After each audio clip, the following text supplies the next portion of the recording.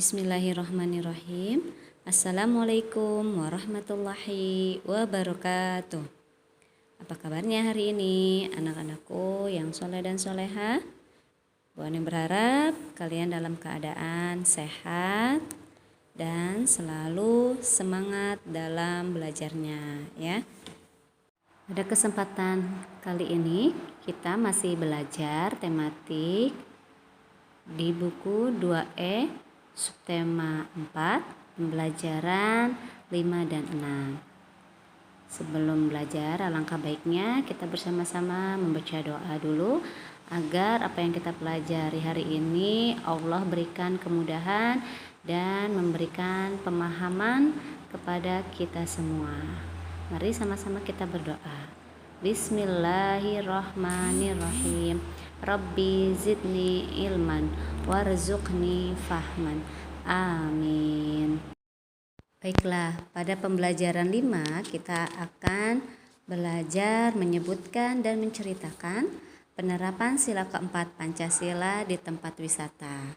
Kemudian kita akan belajar melakukan gerakan mendarat dan juga kita akan belajar membuat kalimat dan percakapan ungkapan permintaan tolong. Sekarang kalian silahkan buka halaman 106. Di halaman tersebut ada percakapan ayah, Deli, dan ibu. Kalian simak percakapannya, Bu Aneng akan membacakan percakapannya tersebut. Ayah berkata, "Bagaimana jika liburan nanti kita mengunjungi nenek dan kakek?" Deli menjawab, "Aku ingin ke tempat wisata ya." Ibu menjawab, "Ibu juga ya, tetapi ibu juga kangen ingin bertemu kakek dan nenek." "Ayah, di sana juga kita bisa bermain di tempat wisata, Deli." Deli menjawab, "Benarkah? Apa saja tempat wisata di sana, Ayah?" Kata ayah, "Banyak sekali, Deli. Kita bisa melihat jam gadang, melihat pemandangan Danau Singkarak, mengunjungi Istana Bung Hatta, dan banyak lagi." Ibu berkata, "Betul sekali, Deli. Kamu juga bisa bermain bersama sepupu-sepupu di sana." Deli menjawab, "Baiklah, Bu. Aku mau ke kampung halaman ayah." Ayah berkata, "Berarti kita sudah sepakat ya akan berkunjung ke sana." Apa yang dilakukan oleh keluarganya Deli merupakan salah satu sikap yang sesuai dengan sila keempat Pancasila, yaitu apa? Bermusyawarah, ya. Bermusyawarah itu membicarakan sesuatu bersama-sama untuk mengambil keputusan atau kesepakatan. Jadi keluarganya Deli melakukan musyawarah untuk menentukan acara liburan. Selain musyawarah, masih ingat kalian apalagi sikap yang sesuai dengan sila keempat Pancasila itu? Contohnya tidak memaksakan kehendak kita, ya, menghargai pendapat orang lain. Pada bukumu di situ terdapat contoh sila keempat Pancasila yang dapat kamu amalkan di tempat wisata. Misalnya ya, ketika kita misalkan ke tempat wisata dan mengunjungi tempat wisata, kita tidak boleh mengambil keputusan sendiri, tetapi harus dibicarakan bersama keluarga kita. Kemudian ada lagi apa? Meminta izin ingin berpisah dari rombongan wisata. Nah, itu adalah salah satu yang mencerminkan sikap yang sesuai dengan sila keempat Pancasila. Sesampainya di rumah kakek, Deli bermain bersama sepupu-sepupunya. Mereka bermain lompat tali. Tahukah kalian? Pada permainan lompat tali ada gerakan yang disebut gerakan mendarat. Gerakan mendarat itu ketika kalian melompat, ya, melayang, kemudian turun menginjak tanah. Nah, itu adalah merupakan gerakan mendarat. Selain bermain lompat tali, gerakan mendarat bisa kalian lakukan pada permainan, misalkan kegiatan lompat halang rintang, atau juga bisa kalian lakukan dengan lompat katak atau lompat kelinci. Nah, itu bisa kalian lakukan gerakan mendarat. Gerakan mendarat ini juga untuk melatih kekuatan otot kaki kalian. Setelah bermain lompat tali, Deli dan sepupu-sepupunya menuju ke kebun. Di kebun terdapat sebuah pohon mangga dengan buahnya yang sangat lebat. Ya, di situ mereka melakukan percakapan. Simak percakapannya ya. Deli, setelah bermain, aku jadi lapar dan haus, Kak. Kata Winda, ayo kita memetik buah mangga di kebun nenek. Tolong ambilkan keranjang buah di dekat pintu ya, Del. Deli menjawab, baik, Kak. Deli pun pergi mengambil keranjang. Kemudian Deli berkata, ini keranjangnya, Kak. Kata Winda, terima kasih, Deli. Deli menjawab, sama-sama, Kak. Kak, buah yang itu sudah masak. Tolong petikkan aku buah yang itu, Kak. Winda menjawab, baik, Deli. Deli berkata, terima kasih, Kak.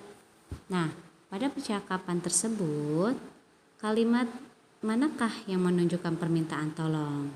Siapa yang meminta tolong di antara Deli dengan Winda?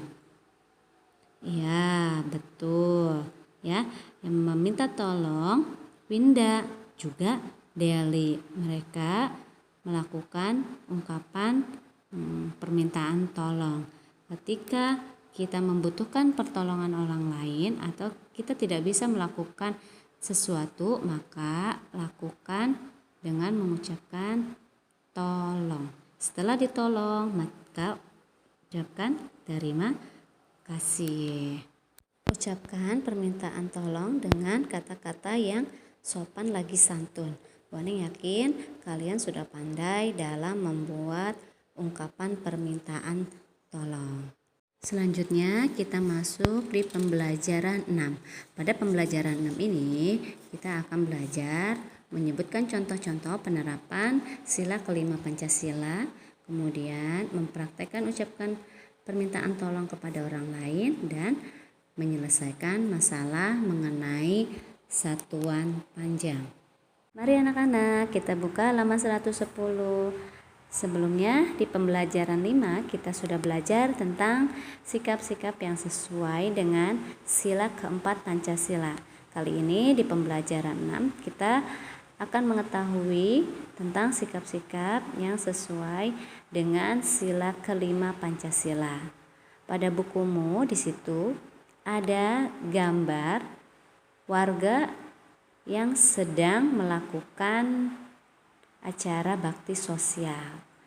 Ya, warga tersebut mengajak anak-anak dari panti asuhan untuk ikut serta dalam acara bakti sosial tersebut. Nah, sikap warga itu sesuai dengan pengamalan Pancasila, terutama sila kelima Pancasila. Sebenarnya masih banyak lagi contoh penerapan sila kelima. Nah, diantaranya sebagai berikut, kalian bisa baca di situ. Ada memberi bantuan kepada orang yang membutuhkan, misalkan korban bencana dan orang yang kurang mampu. Atau melaksanakan hak dan kewajiban dengan baik, tidak bersikap boros, dan juga menjaga fasilitas umum. Bagaimana pengalamanmu menerapkan sila Pancasila dalam kehidupan sehari-hari? Apakah kalian pernah melakukan sikap-sikap tersebut?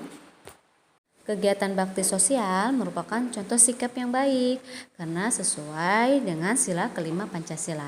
Sekarang kalian perhatikan gambar berikut ini. Menurut kalian, gambar mana saja yang menunjukkan contoh yang sesuai dengan sila kelima Pancasila? Gambar ke-1, lihat, membantu korban bencana. Nah, membantu korban bencana sesuai dengan sila keadilan sosial bagi seluruh rakyat Indonesia. Jadi jawabannya iya ya, sesuai dengan sila kelima. Selain itu juga berhubungan dengan sila kedua karena adanya rasa kemanusiaan. Gambar kedua, tidak ya. Nah, gambar ketiga, membantu orang tidak mampu. Nah, ini juga sesuai dengan sila kelima. Sila kelima ini hampir mirip-mirip dengan sila kedua, di mana ada rasa tenggang rasa dan juga rasa toleransi, mau membantu orang lain. Itu hampir sama dengan sila kedua. Selanjutnya gambar keempat, melakukan kerja bakti. Itu juga sesuai dengan sila kelima. Gambar kelima, gemar menabung, tidak boros. Itu juga sesuai dengan sila kelima Pancasila. Terakhir, gambar keenam, menari, mempelajari budaya-budaya daerah lain. Itu juga sesuai dengan sila kelima dan juga sesuai dengan sila ketiga dalam mempelajari kebudayaan atau mempelajari tarian-tarian daerah lain. Sekarang coba kalian ceritakan pengalamanmu menerapkan sila kelima Pancasila dalam kehidupan sehari-hari. Misalnya kalian melakukan kerja bakti, membersihkan rumah bersama keluarga. Nah, itu juga salah satu dari penerapan sila kelima Pancasila di rumah. Ibu Nina bertugas untuk membagikan bingkisan kepada anak-anak panti asuhan. Bingkisan yang dibagikan sangat banyak. Ibu meminta bantuan Nina untuk membagikan bingkisannya. Nah, berikut percakapan Nina dengan ibunya. Nina, maukah ikut membantu membagikan bingkisan untuk anak-anak panti asuhan? Tentu saja, Bu. Mari Nina bantu. Terima kasih Nina, Ibu tertolong sekali. Sama-sama Bu, aku senang membantu Ibu. Nah, kalian juga harus belajar berlatih dalam mengucapkan permintaan tolong. Ayo, kalian juga berlatih dalam mengucapkan permintaan tolong ya. Nah, di sini Bu Aneng akan memberikan contoh permintaan tolong yang lainnya. Misalnya, Radi, tolong bawakan bingkisan ini. Atau, Mira, bisakah kamu membantuku menemukan pensilku? Dan masih banyak lagi cara meminta tolong kepada orang lain sesuai dengan kondisi atau keadaan kita. Selanjutnya, di kebun buah ada berbagai macam pohon. Buah yang berbeda ditanam di kebun yang berbeda. Jarak antara kebun mangga dan kebun rambutan 125 meter. Jarak antara kebun rambutan dan kebun salak 900 cm. Berapa jarak dari kebun mangga ke kebun salak jika melewati kebun rambutan? Jarak dari kebun mangga ke kebun salak sama dengan jarak dari kebun mangga ke kebun rambutan. Lalu ditambah jarak dari kebun rambutan ke kebun salak. Sebelumnya kita samakan dulu satuan jaraknya lebih dahulu. Mari kita hitung sama-sama. Diketahui jarak dari kebun mangga ke kebun rambutan 125 meter. Jarak dari kebun rambutan ke kebun salak 900 cm. Yang ditanyakan, berapa jarak dari kebun mangga ke kebun salak dalam satuan meter. Nah, di situ jarak dari kebun rambutan ke kebun salak masih menggunakan cm. Maka kita ubah dulu dari cm ke meter. Masih ingat kan? 100 cm sama dengan 1 meter. Artinya kalau di situ 900 cm artinya jadi 9 meter. Kemudian kita jawab, berarti jaraknya berapa? Jarak yang pertama dari kebun mangga ke kebun rambutan 125 meter. Ditambah jarak yang kedua dari kebun rambutan ke kebun salak 9 meter. Nah, sekarang kalian tinggal menghitung menggunakan susun pendek. 125 meter ditambah 9 meter. Totalnya menjadi 134 meter. Berarti kalimat jadinya, jadi jarak dari kebun mangga ke kebun salak adalah 134 meter. Demikian pembahasan kita di tema 5 subtema 4 pembelajaran 5 dan 6. Semoga pembelajaran ini bermanfaat dan bisa dipahami dengan baik ya. Sampai jumpa lagi di video pembelajaran selanjutnya. Terima kasih. Wassalamualaikum warahmatullahi wabarakatuh.